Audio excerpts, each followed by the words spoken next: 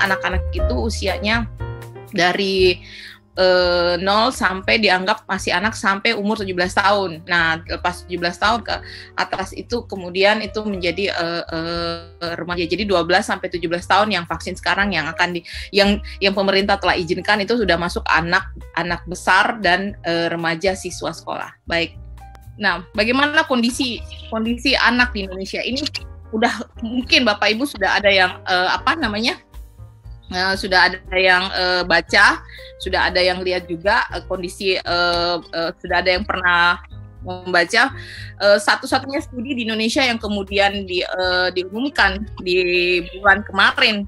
Ya, kita semua kaget ketika penelitian itu mengumumkan dari RSCM 40% anak terkontaminasi COVID-19. 40% yang datang ke RSCM anak itu terkontaminasi COVID-19. Penelitian ini adalah penelitian pendahuluan yang dilakukan di antara Maret 2020 sampai Oktober 2020 dan baru kemudian diberitakan kepada kami. Kita juga kaget ternyata 40% anak yang masuk dengan sakit. Nah, itu 40%-nya itu ternyata terkonfirmasi COVID dan meninggal. Bukan terkonfirmasi aja, meninggal. Ini sangat mengkhawatirkan kita semua. Kok bisa anak-anak ya seperti itu? Anak-anak itu perlu kita ketahui, Bu. Dia itu penerima. Awalnya dia akan menerima. Kemudian dia menyebarkan di orang sekitar dia saja. Tidak akan lebih luas gitu, penerima. Jadi anak itu sebenarnya penerima. Jadi kalau ada anak sakit, kemudian kita swab dia positif, orang tua wajib swab. Meskipun orang tua tanpa gejala. Meskipun orang tua merasa saya sehat-sehat aja, selama ini kita protokol. Oh enggak. Orang tua juga harus dilakukan swab. Data-data yang lain lagi, tingkat kematian anak di Indonesia itu 3% sampai 5% tertinggi di dunia. Bayangkan, data IDAI, Ikatan Dokter Anak Indonesia 2021. Oh, sangat disayangkan ya kalau hal ini seperti terjadi. Kenapa sih hal ini bisa terjadi? Ya kembali ke kita. Anak-anak kita tahan di rumah, tapi kemudian biasa teman-teman saya nahan anaknya di rumah, tapi kemudian tetap aja terima tamu, adain acara keluarga. Nahan maksudnya tidak sekolah ya, tidak sekolah di rumah, kita protes untuk nggak sekolah di rumah, tapi ketika ada acara keluarga tetap dilakukan, tetap datang bawa anak, tetap makan di restoran. Nah itu ada beberapa kasus juga yang anak diajak makan di restoran, kemudian dia terkena COVID-19 di situ. Nah, kita menganggap restorannya sepi, restorannya ini, tapi kan kita nggak tahu apa dalam perjalanan pada saat kita memilih restoran, ada yang baru keluar, yang ternyata dia OTG. Nah, kita nggak pernah tahu seperti itu.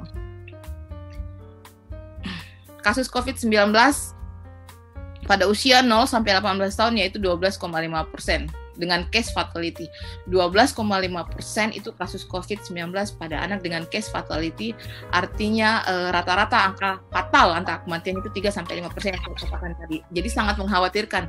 Satu dari pasien pasien COVID di Indonesia itu adalah anak satu. Jadi kalau umpamanya ada pasien COVID perbandingannya satu, pasien dewasa 8, anaknya ada 1 dalamnya situ. Nah seperti itu.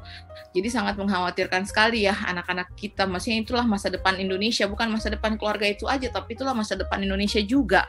Nanti yang menggantikan kita nanti ya anak-anak kita nanti, cucu-cucu yang lahir sekarang gitu. Kalau mereka saja mendapatkan penyakit seperti itu dan kemudian bertahan hidup, tapi kemudian mengakibatkan ada kelainan di belakang hari, juga kita tidak menginginkan hal itu. Nah, seperti saya katakan tadi, penyebab tingkat kematian anak di Indonesia tertinggi di dunia karena banyak orang tua yang tidak melindungi anaknya. Ini kita tidak menutup mata hal ini. Saya banyak melihat sendiri teman-teman saya, keluarga, tetangga saya. Kita nggak bisa bilang wah anak saya jaga. Bagi beberapa orang yang memang benar-benar jagaan, tapi bagi banyak orang yang kemudian melepaskan anak jangan jauh. Kemarin saya deket rumah, anak memang mereka protes untuk tidak sekolah, tapi ibunya kumpul arisan. Anak-anaknya dibawa semua, anaknya main juga, ibunya main juga. Apa bedanya kalau dia bersekolah? Dan mereka melakukan itu tanpa protokol, tanpa masker. Jadi ibunya di mana arisan, anaknya juga ikut sama-sama. Ya apa bedanya kalau dia masuk sekolah? Lebih parah lagi kalau di sekolah mungkin harus pakai masker, mungkin harus duduk berjarak, tidak boleh ngobrol terlalu dekat, kemudian tidak boleh makan selama di sekolah pun hanya 2 jam, kemudian dia harus pulang, sama sekali tidak membuka masker 2 jam dan seminggu mungkin cuma 1-2 kali. Sedangkan ini anak bergaul dengan anak yang lain, ibunya juga bergaul dengan ibu yang lain, kemudian mereka tidak memakai masker, bergaulnya itu tidak 1-2 jam, 3 jam, 4 jam, bisa saja seperti itu terjadi. Dan itu tidak di tempat saya aja. Saya yakin banyak teman-teman saya juga mengeluh, waduh ini tetangga nggak bisa diatur, ini orang seperti itu. Jadi anak itu penerima, anak itu nggak tahu apa-apa. Jadi acara makan di resto juga dilakukan.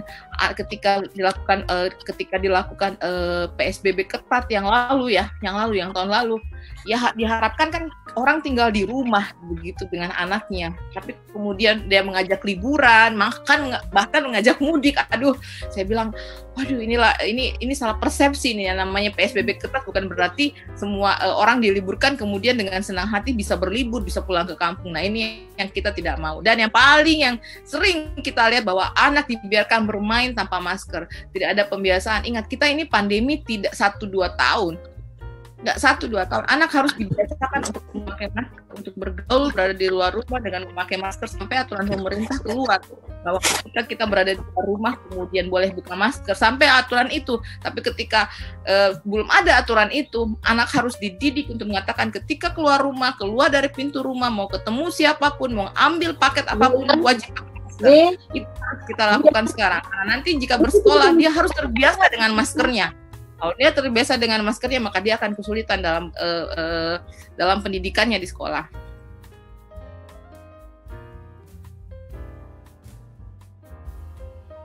Nah, alhamdulillah akhirnya Indonesia kemudian mengeluarkan aturan bahwa vaksin COVID-19 pada anak 12-17 tahun, anak remaja siswa sekolah itu diperbolehkan. Itu dengan melihat penelitian-penelitian di luar negeri yang melakukan itu. Di Cina duluan Sinovac dilakukan pada anak, itu mereka mulai dari awal tahun itu 2-3 bulan dari sekarang itu mereka sudah vaksin dengan anak. Dari hasil vaksin mereka dengan anak kemudian Indonesia melihat efikasi dan kemudian mengatakan ini boleh diberikan pada anak, karena beberapa negara juga di Eropa juga sudah melakukan vaksin terhadap anak. Jadi kita itu cuma melihat kenapa melihat hasil-hasil mereka, karena di Indonesia tidak dilakukan penelitian terhadap anak.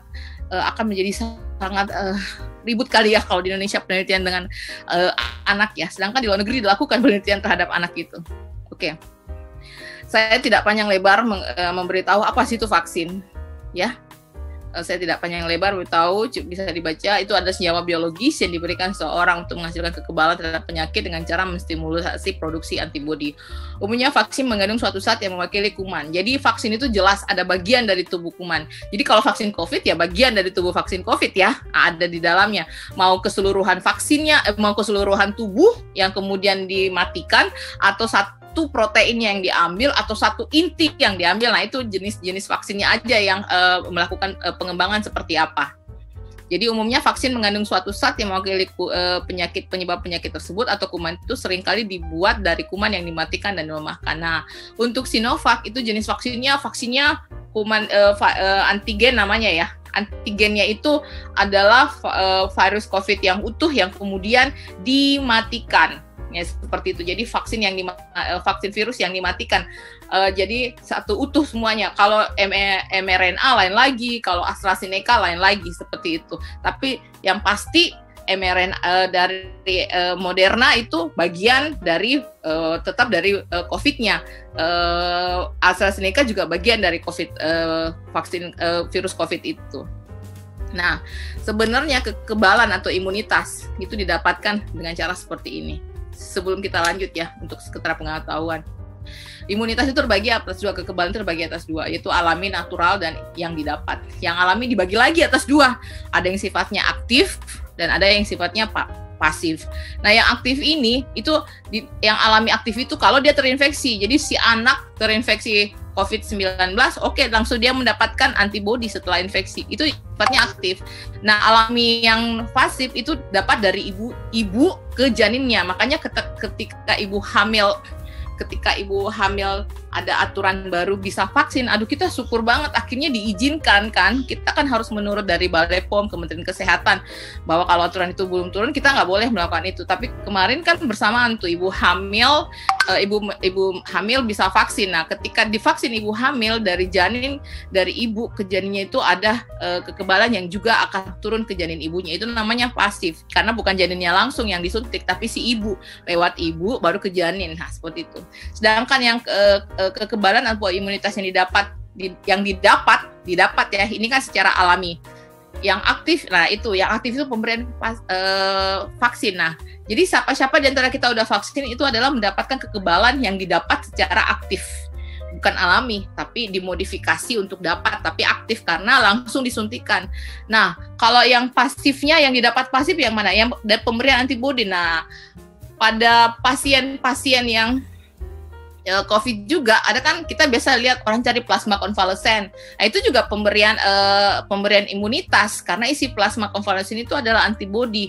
Jadi jika diberikan kepada penderita COVID itu untuk mendapatkan kekebalannya menjadi lebih baik, dan itu sifatnya pasif. Jadi ini kita bisa tahu ya, kita bisa bedakan. Ini presentasi Prof. Iris, itu adalah Satgas Vaksin di PBID.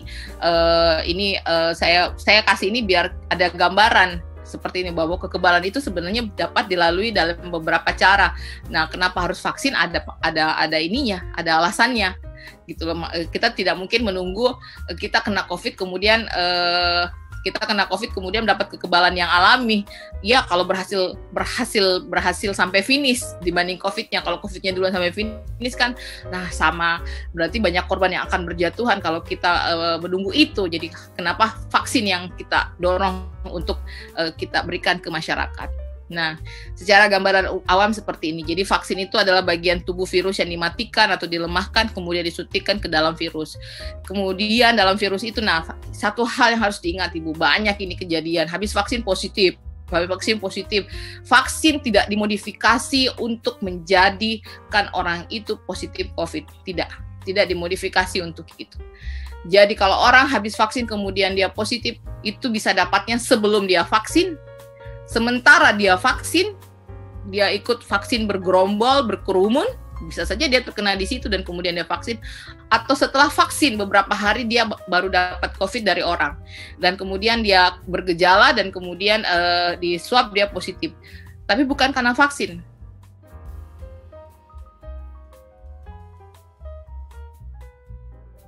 Itu kita tekankan, jangan memicu orang menjadi positif, tidak seperti itu. Vaksin itu dibuat untuk memicu pembentukan antibodi, agar jika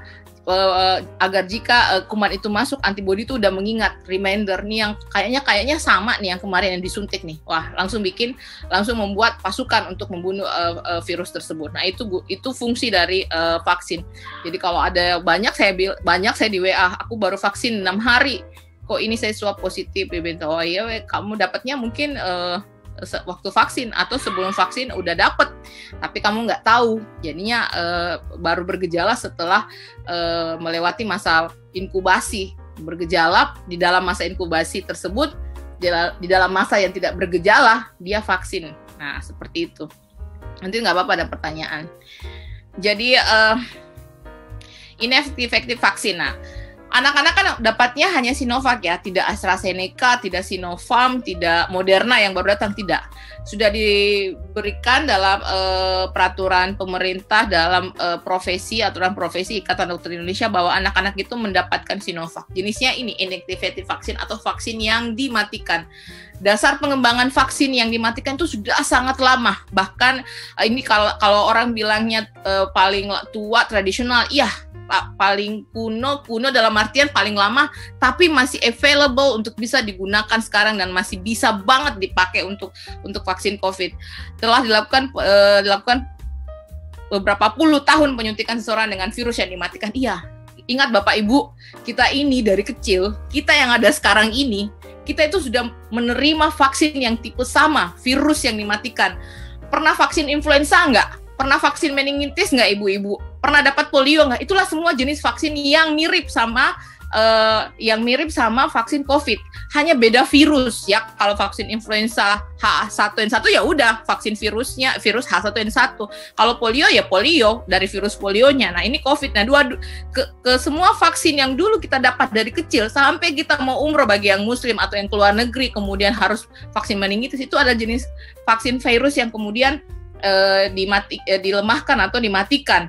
Nah itu jadi kalau ada yang menolak Sinovac juga lah, kenapa ditolak? Itu vaksin yang jenis vaksin yang kita terima dari kecil gitu loh. Jenis vaksin yang kita terima dari kecil.